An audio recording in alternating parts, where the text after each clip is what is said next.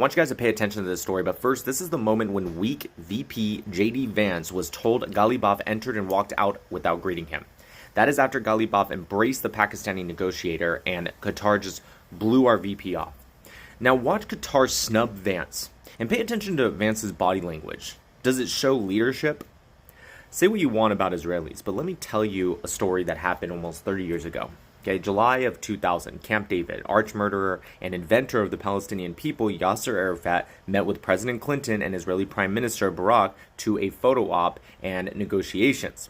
Nick, why are you bringing this up? Why does it matter? Because of this moment right here and why it changes everything, if you know what to look for. At the entrance, Arafat tried to make Barak go in first, right, with no success.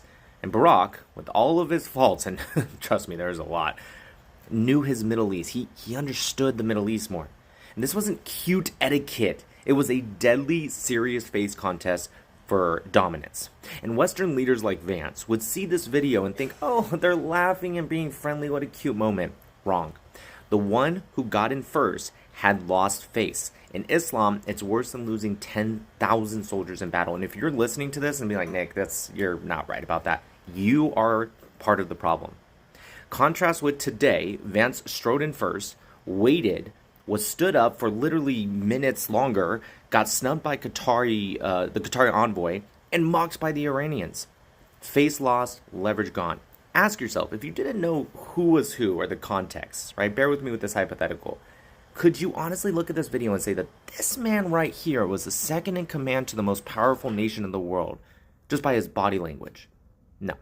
This is embarrassing, and I say all the time, even the best of Western leaders, best when it comes to foreign policy, that is, still will always be behind Israel, and specifically the Middle East, because of one simple concept that Western leaders never seem to understand, and that is Islamists do not care if they lose a battle for a year or 10 years or multiple years.